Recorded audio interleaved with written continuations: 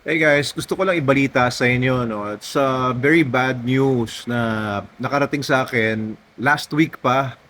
Gumawa ako ng video about it, pero mukhang mali naman yung yung nakuha kong information at that time or pagkakaunawa ko, kaya mali naman yung nasabi ko sa video. I'm making a new video instead. So ito ang bad news. Si Buddy, yung Tibetan Mastiff natin na na-adopt ko from a previous owner na pina-adopt sa akin, 3 or 4 years old si Buddy. Male siya na Tibetan Mastiff na ubod ng tapang, ay namatay na po. Si Buddy ay namatay biglaan. Last week yung kanyang kennel attendant, akala tulog lang, nung ginigising siya ay patay na pala. So pinanecropsy po nila, sa tao autopsy, di ba? Pero sa mga dogs, necropsy ang tawag doon. So tinignan ng ating company veterinarian si Doc Leo Patrick Vergara, at nakita niya may nodules yung baga, yung lungs, at makapal yung walls ng heart. So it is indicative na meron siyang chronic respiratory or heart problems. So kaya siguro, eto naisip ko lang din bigla, kaya pala may binalita si Bogs, kung napanood nyo dun sa isang video ko, na nung pinapastad si Buddy dun sa Saint Bernard, ay biglang nahihimatay 2 beses daw. Tapos nung nilalapitan nila, bigla daw silang parang susunggabin kasi sobrang tapang nga ni Buddy. It could be an indication din na may heart problem na siya noon pa. Ang inisip ko naman dati ay parang ano lang siya, parang nakulangan lang ng oxygen dahil sobrang excitement at magsustad nga, at sobrang excitement niya sa kagustuhan niya na makapag-stud. Kaya siya nag-faint. And I'm thinking now it's probably because ngayon nga meron na siyang thick na yung puso niya, baka nagpe-fail na. So biglaan, wala kasing ibang signs, hindi naman siya namayat, no? Maganda pa rin yung pangangatawan niya. Wala namang sira yung coat niya, hindi naman siya nanamlay the past days, no? Bigla na lang siyang namatay. So probably died in his sleep. Pero ito, ano nga,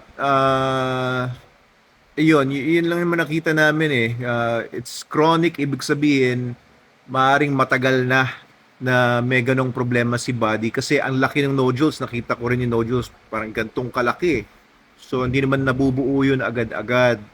And ang mga large breed dogs, ang mga giant breed dogs din kasi, sila ay prone sa iba't ibang mga sakit, and yung cardiomegaly or yung paglalaki ng puso or yung dilated cardiomyopathy, mga prone dyan ay mga giant breeds. So it's probably then a genetic predisposition. Ibig sabihin, maaaring nangyari kay Buddy yun because of his genes. Maaaring nakuha rin niya sa parents niya. Maaaring dahil sa stress. And it might explain yung sobrang pagiging reactive ni Buddy. Kaya nga siya pina-adapt sa akin, di ba, ay nakagat niya yung owner niya 2 beses, parang ganyan. Kaya natakot yung owner, babae yata yung owner na nakagat, no? So malala yung pagkakakagat. And hindi malayong nangyari yon dahil meron ngang sakit sa puso si Buddy, or meron siyang nararamdaman sa meron siyang masamang nararamdaman, kaya bugnutin yung aso, di ba? Kahit sa tao gano'n, di ba? Pagka may sakit ay parang tupakin, bugnutin, kasi syempre may nararamdaman. So ayun, share ko lang sa inyo kasi kahit maikling panahon lang namin na naalagaan si Buddy, kahit papaano nahawak-hawakan ko na yun eh, nahihipo ko na siya.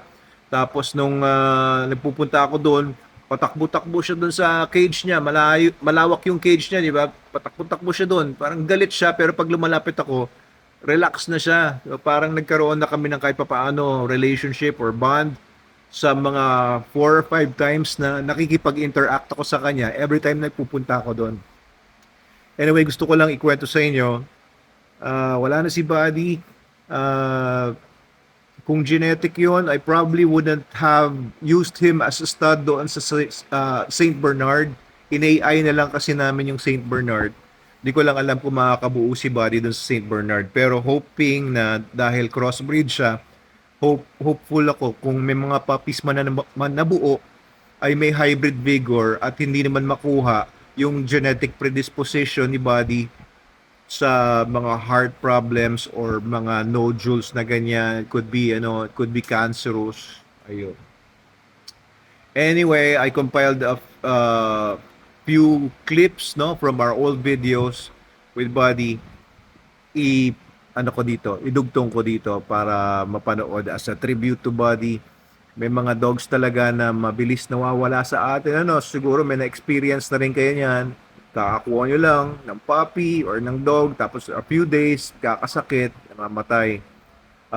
Maaaring nakuha nyo sa puppy, biglang nagka-parvo or what, no? Pwedeng few weeks na sa inyo or few months lang nasa inyo, pero nakapag-create na kayo ng bond. At when we think about it, nakakalungkot talaga, pero still la vie, that's life. Yun, at least Buddy touched our hearts then. And he was such a character na alam mo yun, lagi siyang galit, pero eventually nga dahil nga nahihipo-hipo ko na siya, tuwan-tuwa ako pagka nakikita ko si Buddy. Kahit na umaangil-angil, laki ng boses na umaangil siya sa akin. Pero natutuwa ako kasi nahipo ko na yung ilong niya. Yung huling punta ko doon, nahipo ko na yung ilong niya. Na hindi ko nagagawa dati, sobrang galit na galit. Anyway, yun po about Buddy.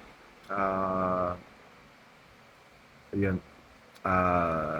Hate to be the bringer of bad news, pero baka kasi nagtataka kayo kung nasa na si Buddy, and maybe you'd like to know dahil na-touch din kayo maybe sa mga videos natin with Buddy.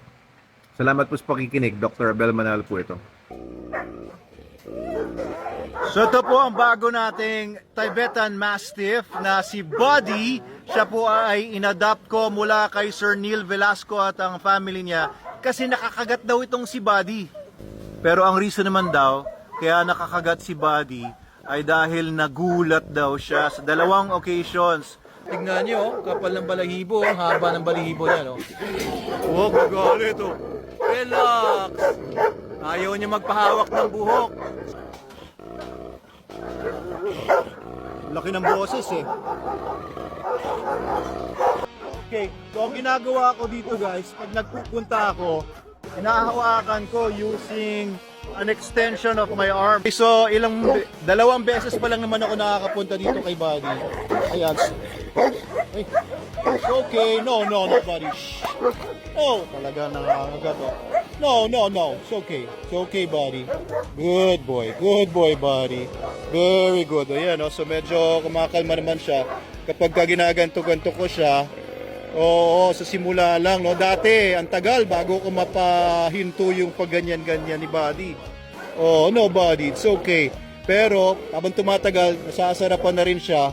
Kapag ginaganyan-ganyan ko siya, good boy. It's okay, Buddy. Good. Ayun, no? Kumakalma siya, oh. Kumakalma. Dati, ang tagal, no?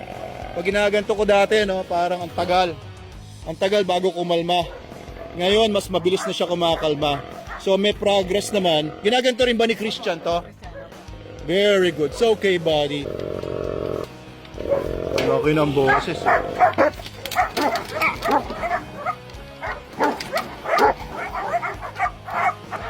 Okay, very good. Napagod din siya. Ito si Buddy. Hello, Buddy. Hello, Buddy. Medyo relaxed lang siya ngayon na lumalapit ako sa kanya.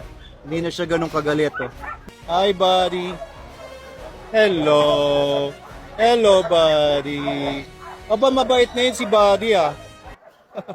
Mabait ngayon si Buddy. Hindi kagaya last week nung nagpunta ako dito. Hi, Buddy, Pogi. Hi, Buddy, Pogi. Uy, na-shy siya. Sinabihan lang siyang Pogi. Uy, mo po oh. Okay, relax na naman siya ngayon. Medyo relax na siya ngayon. Hindi kagaya dati na gustong pumatay. Oh, kaso puro muta ka, ano? Mamaya tanggalan kita muta, ha? Ano, Buddy? Ano, Buddy? Oh, okay na siya. Hawakan ko kaya paa mo. Uy, nagalit pa rin. Hawakan ko lang paa mo. Paa lang.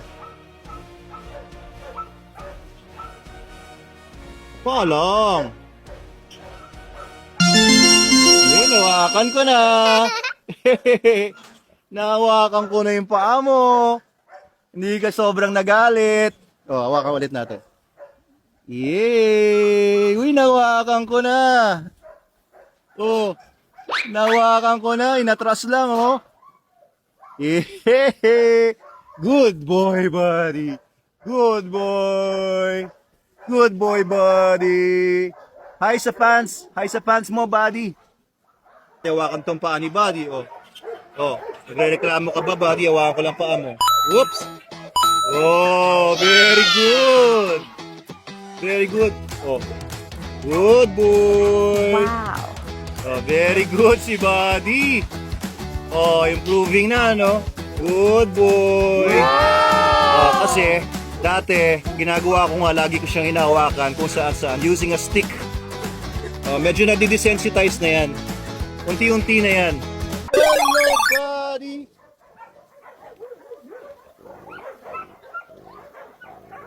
Parang may sinasabi si buddy, ah. May sinasabi, no?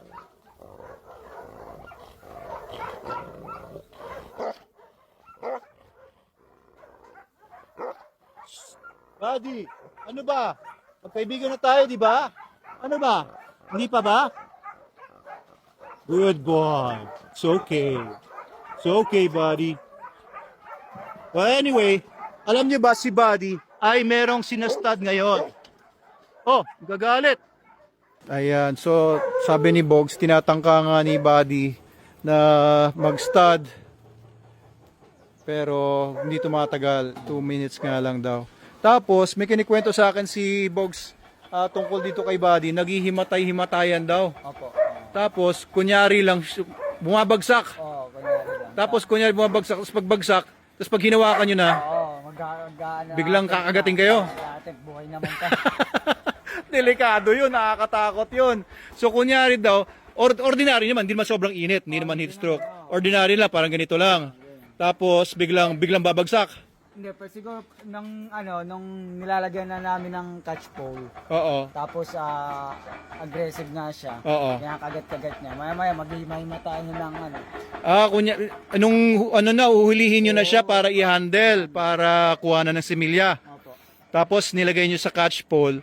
Tapos biglang bumagsak. Bumagsak, Oh. naghimatay-matayan. Hindi kaya dahil na nga siya, na sobrang galit, na high blood? Parang ganun yung niya. Oh? Kala namin Dahil sobrang galit niya sa inyo, dahil inuhuli niyo siya. Tapos pagbagsak, wala. Na talaga. ilang minuto yon na walang Mga 10 malay. to 15 seconds lang yun. 10 to 15 seconds. Tapos hinawakan niyo, bigla na lang kayong susunggapan. Ilang beses nangyari yon? 2 beses. 2 beses? Oh, ito si Buddy, ah. Delikado pala ito. Best actor, delikado, tapos bigla kang susunggaban, babanatan ka. Ano, Buddy? Ba't mo ginagawa yun? Ha? Ulolong. Ang laki ng bibig pa naman yan, no?